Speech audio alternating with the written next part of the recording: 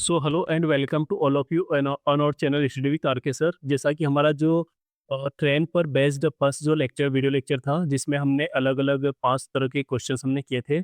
I think 10 question already कर चुके हैं।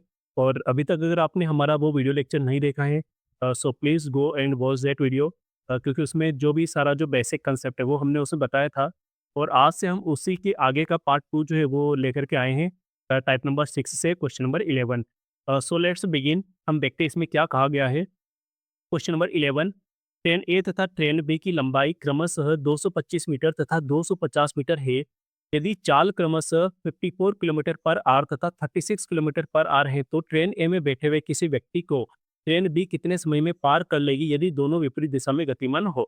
ठीक है। तो जैसा कि मैंने जो फर्स्ट वाला जो पार्ट था उसमें मैंने बताया था कि सारे जो सवाल है इसके केवल एक ही जो फॉर्मूला है उसी से सारे सवाल सोल्व होंगे। ठीक है। तो वो फॉर्मूला जो है वो वापस से मैं लिख देता हूँ। तो जैसा कि सबको पता है कि जो चाल होता है, चाल बराबर होता है दूरी बटे समय, मतलब स्पीड इज इक्वल टू होता है डिस्टेंस अपॉन टाइम। लेकिन इसमें जो चाल होती है वो होती है रिलेटिव स्पीड। ठीक है। तो यहाँ पे आपको सबसे पहले आपको ये जितने भी जो सवाल आप सोल्व करोगे ट्रेन वाले, उसमें आपको सबसे पहले ये आता है कि आपको इसको अप्रोच कैसे करना है एग्जाम में। तो आपको सबसे पहले ये जो फॉर्मूला है ये लिख लेना है। अब इसमें आपको देखना है कि क्या गिवन है और क्या आपको पूछा गया है। ठीक है। तो जैसा कि ये रिलेटिव स्पीड होता है और आपको पता है रिलेटिव स्पीड निकालने के लिए आपको कोई भी 2 स्पीड होना ज़रूरी है। ठीक है? तो सबसे पहले जो बेसिक जो चीज़ है वो तो यही है। तो हम देखते हैं इसमें कि 2 जो आपको स्पीड जो दे रखी है वो क्या दे रखी है, ट्रेन और ट्रेन भी, और दोनों की स्पीड है। एक की 54 दे रखी है, एक की 36 दे रखी है। मतलब इन दोनों का अब आपको प्लस करना है या माइनस करना है। ठीक है? क्योंकि रिलेटिव स्पीड जैसा कि मैं यहाँ वापस से इधर लिख देता हूँ, कि जो रिलेटिव स्पीड होती है एसआर, ये क्या होती है? एस1 प्लस एस2 भी होती है।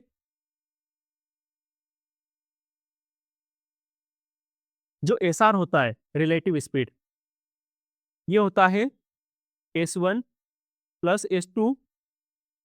वही जो एसआर जिसको अपन रिलेटिव स्पीड बोलते हैं एस1 माइनस एस2। ठीक है, ये दो फॉर्मूले होते हैं।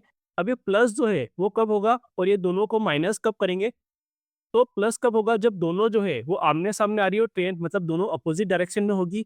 और माइनस कब करेंगे? जब दोनों ट्रेन एक ही डायरेक्शन में जाएगी। तो यहाँ पे हम रिलेटिव स्पीड अगर निकालेंगे तो अब आपको यहाँ पे दोनों स्पीड को प्लस करना है माइनस, वो डिपेंड करेगा कि उनकी डायरेक्शन क्या है। तो यहाँ पे क्लियरली लिखा है सवाल में कि दोनों विपरीत दिशा में गतिमान है। विपरीत दिशा में मतलब कि दोनों को प्लस करना पड़ेगा। तो 54 और 36 को यदि आप प्लस करोगे तो ये आ जाएगा 90। ठीक है। लेकिन ये किलोमीटर पर आवर में आया है और आपको जो ऑप्शन आप देखोगे तो आपको सेकंड में निकालना है। मतलब आपको कहीं न कहीं आपकी जो स्पीड है उसको मीटर पर सेकंड में कन्वर्ट करना ज़रूरी है। ये 90 किलोमीटर पर आवर है, तो इसको मीटर पर सेकंड में कन्वर्ट करने के लिए क्या करना पड़ेगा? 5/18 से मल्टीप्लाई करना पड़ेगा। ये मैं आपको फर्स्ट वाला जो वीडियो लेक्चर है उसमें बता चुका हूँ। ठीक है? अब यहाँ पे जो डिस्टेंस है, अब डिस्टेंस यहाँ पे 2 ट्रेनें हैं। ठीक है? एक की 225 मीटर और दूसरे की 250 मीटर है। ठीक है? अगर दोनों ट्रेनें एक-दूसरे को क्रॉस करती तो हम दोनों जो यहाँ पे जो उनकी जो लेंथ दे रखी है, उन दोनों को प्लस करते हैं। लेकिन ये एक जो ट्रेन है वो दूसरे ट्रेन में बैठे किसी व्यक्ति को क्रॉस कर रही है, ना कि पूरी ट्रेन को क्रॉस कर रही है। ठीक है? तो जिस व्यक्ति को क्रॉस कर रही है वो वाले ट्रेन की लेंथ हम नहीं लेंगे। जो ट्रेन क्रॉस कर रही है उसी की लेंथ हम लेंगे। ठीक है? तो हम देखते हैं यहाँ पे कि कौन-सी ट्रेन में व्यक्ति बैठा है। तो ट्रेन ए में बैठे हुए किसी व्यक्ति को ट्रेन बी कितने समय में पार कर लेगी? मतलब ट्रेन ए में कोई व्यक्ति बैठा है उसको पार करना है। मतलब ट्रेन ए की लेंथ आपको नहीं लेना है। किसकी लेना है? ट्रेन बी की लेना है। यहाँ पे डिस्टेंस की जगह आप लिख दोगे यहाँ पे ट्रेन बी के मतलब 250 डिवाइडेड बाय टाइम की जगह यहाँ पे टी कर देंगे। तो 18 से 90 को काटेंगे तो ये 5 बार में ये आ जाएगा 25। ठीक है? Is equal to 250 divided by T, मतलब 250 बटे टी। फिर 25 से हम काटेंगे इसको तो ये चला जाएगा 10 बार में, मतलब कि आपकी यहाँ पे टी की जो वैल्यू आ जाएगी वो आ जाएगी 10 सेकेंड। ठीक है? मतलब कि आपका option B will be the correct answer. एक बार फिर से मैं आपको जो ये कांसेप्ट है कि जो डिस्टेंस की जगह 250 ही क्यों रखा, 225 क्यों नहीं रखा, ये मैं आपको बता देता हूँ। जैसा कि यहाँ पे ट्रेन ए है और ये ट्रेन बी है। अब ट्रेन ए में जो व्यक्ति है, ठीक है, सपोज करो कि ये ट्रेन ए में कोई व्यक्ति बैठा है, ठीक है, इसको क्रॉस करना है ट्रेन बी को, तो इसकी तो कोई लेंथ होती नहीं है, ठीक है, इसलिए केवल इसी की जो डिस्टेंस है वही अपन यहाँ पे हमने रखी है। अगर ऐसा होता है कि ट्रेन बी अगर ट्रेन ए को क्रॉस करती है तो दोनों की जो डिस्टेंस होती है इन दोनों को प्लस कर देते हैं, मतलब 225 से 250 को प्लस कर देते हैं। लेकिन यहाँ पर केवल इसमें जो व्यक्ति बैठा है उसको क्रॉस करना है और इसकी लेंथ हम नेग्लिजिबल मानते हैं, इसीलिए हमने यहाँ पे 250 रखा है। आई होप कि अब आपको ये जो कंसेप्ट है ये क्लियर हो गया होगा। अब हम बढ़ते हैं हमारे अगले टाइप और अगले सवाल की तरफ। Type number 7, question number 12। एक ट्रेन अपनी ही दिशा में क्रमशः 6 किलोमीटर पर आवर तथा 10 किलोमीटर पर आवर की चाल से चल रहे दो व्यक्तियों को क्रमशः 25 सेकंड तथा 27 सेकंड में पार करके ट्रेन की गति होगी। ठीक है, मतलब कि आपको यहाँ पे दो स्पीड दे रखी है और दो टाइम दे रखे हैं। ठीक है, और ट्रेन की जो गति है वो आपको पूछी है। तो इन दैट केस हम क्या करेंगे कि यहाँ पर जो डिस्टेंस होगी, क्योंकि एक ही ट्रेन है यहाँ पर और एक ट्रेन की जो लेंथ है वही टोटल डिस्टेंस हो जाएगी, तो मतलब in that case, in both case, मतलब दोनों व्यक्ति को जो पार करेंगे तब भी लेंथ तो वही आएगी, मतलब लेंथ जो है वो जो डिस्टेंस होगी वो कांस्टेंट हो गई। मतलब कि आपका जो चाल बराबर दूरी बटे समय होता है, उसी से यदि आप फॉर्मूला निकालोगे तो डी इज इक्वल टू क्या हो जाएगा, एस टी। ठीक है, अब यहाँ पे डी जो है वो तो कांस्टेंट हो गई, तो इसको अपन क्या लिख सकते हैं, इसको अपन आगे यहाँ पे लिख सकते हैं S1 T1 is equal to S2 T2। ये यहाँ पे जब डिस्टेंस अगर कांस्टेंट होती है तो ये फॉर्मूला यहाँ से निकल के आता है। ठीक है, अब यहाँ पे देखो S1 मतलब ये यहाँ पर एस हमेशा रिलेटिव स्पीड होगी, जैसे मैंने आपको बताया था ट्रेन वाले जो सवाल होते हैं उसमें एस मतलब कि रिलेटिव स्पीड। तो यहाँ पे रिलेटिव स्पीड निकालेंगे किसकी, एक ट्रेन है और एक व्यक्ति की। तो सबसे पहला जो व्यक्ति है वो और ट्रेन की निकालेंगे, ट्रेन की तो आपको निकालना है, इसलिए ट्रेन की मान लो आप एक्स माइनस। ठीक है, माइनस क्यों, क्योंकि वो एक ही डायरेक्शन में जा रहे हैं दोनों।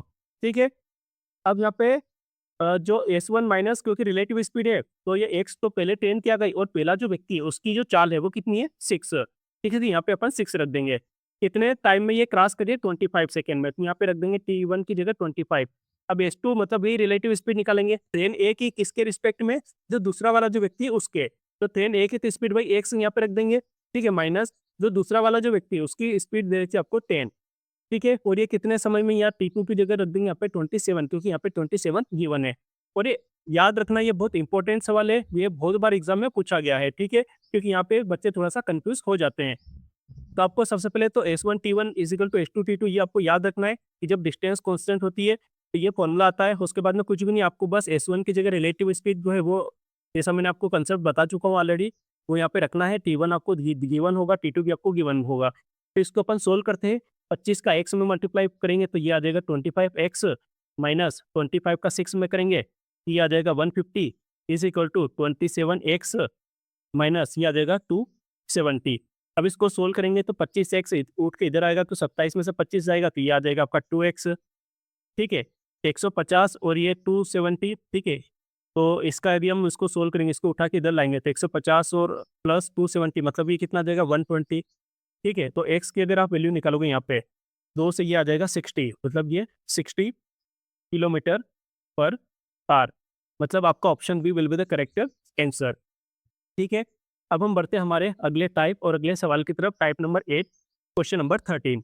क्या कहा गया है कि 36 किलोमीटर पर आवर की चाल से चलती हुई 125 मीटर लंबी एक ट्रेन उसी दिशा में 6 किलोमीटर पर आवर की चाल से चल रहे एक आदमी को कितने समय में पार करेगी। ठीक है, तो वही जैसा मैंने आपको बताया कि अप्रोच करने का जो तरीका है वो तो आपको एक ही, जैसे मैंने बताया फॉर्मूला है। तो आप सबसे पहले लिख दोगे कि रिलेटिव स्पीड मतलब चाल बराबर दूरी बटे समय। ठीक है, डिस्टेंस अपॉन टाइम।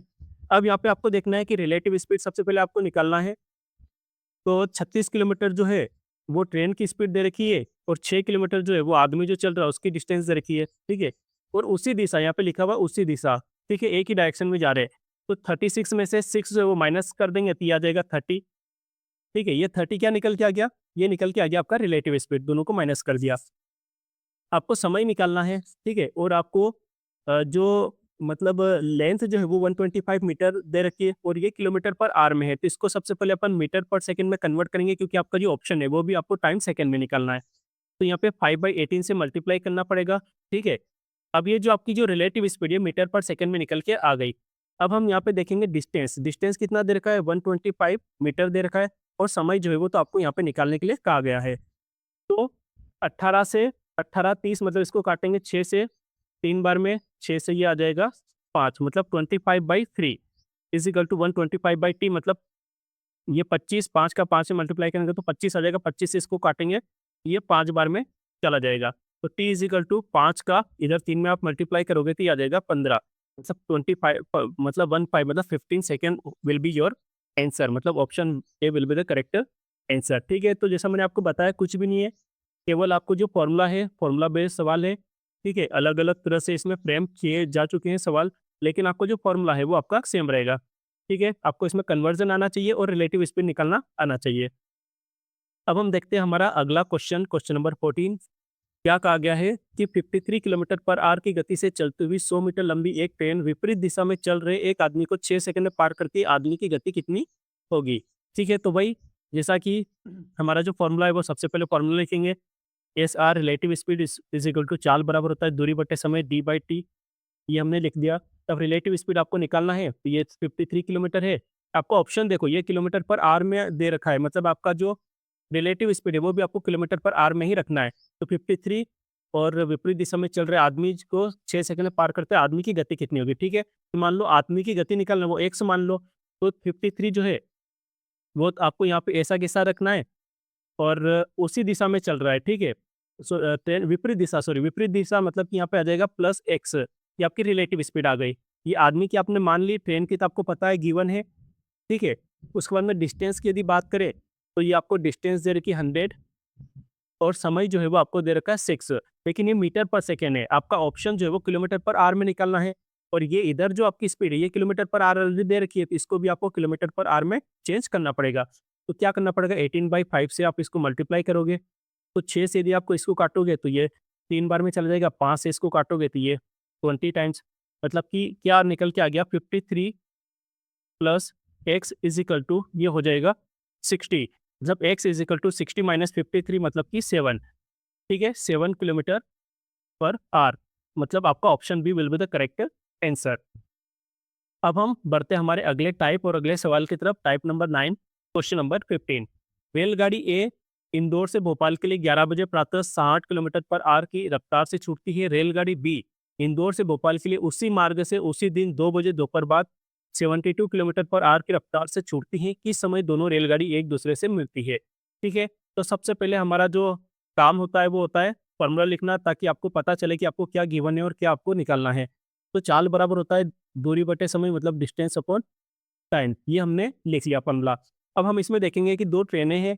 ठीक है, दोनों ट्रेनें एक ही जगह से, मतलब इंदौर से छूट रही है और भोपाल जा रही है। ठीक है, तो यहाँ पे क्या होगा भाई, रिलेटिव स्पीड अगर अपन निकालेंगे तो एक ही डायरेक्शन में जा रही है, मतलब कि रिलेटिव स्पीड तो क्या हो जाएगी, माइनस हो जाएगी। तो 72 में से 60 जाएगा तो यहाँ कितना बच जाएगा, ये यहाँ पे बच जाएगा, यहाँ पे आ जाएगा आपका 12।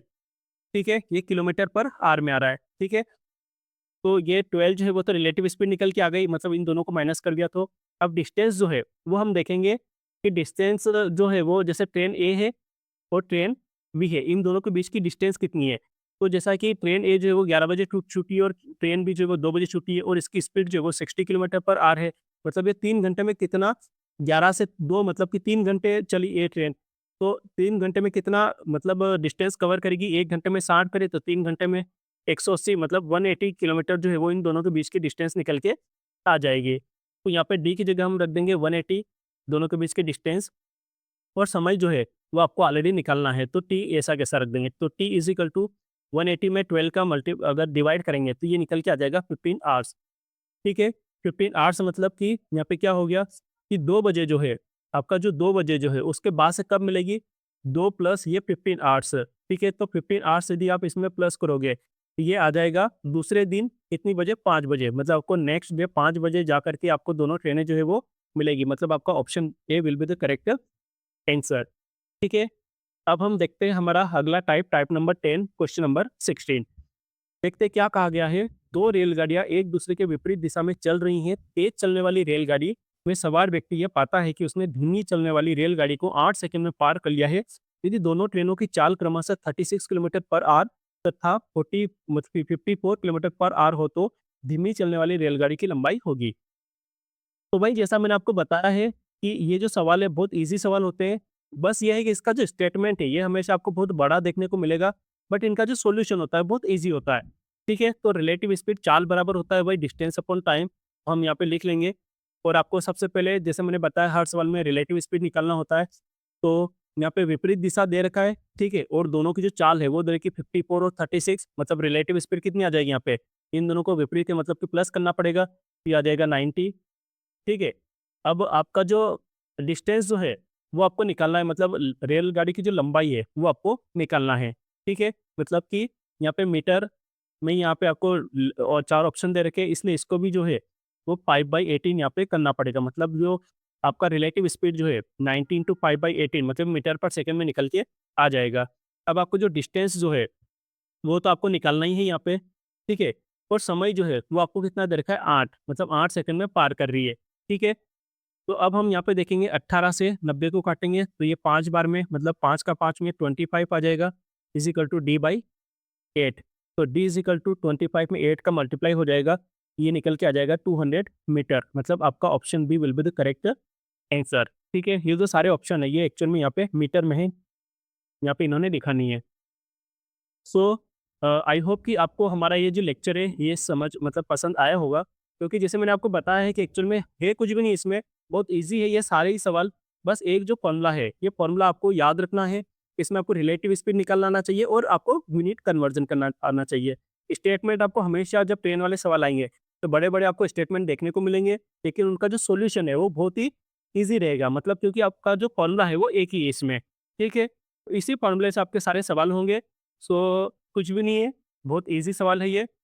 सो आई होप कि आपने हमारा जो पहला वाला जो लेक्चर है, फर्स्ट वीडियो लेक्चर जिसमें हमने बेसिक भी करवाया है, पूरा समझा है, वो भी आपने देखा होगा। अगर वो नहीं देखा है, सो प्लीज़ वो वाला वीडियो लेक्चर है वो भी आप देखें सो दैट कि आपको ये और ज़्यादा ईज़ी लगे। और यहीं पे हमारा जो ट्रेन वाला जो लेक्चर है वो खत्म होता है।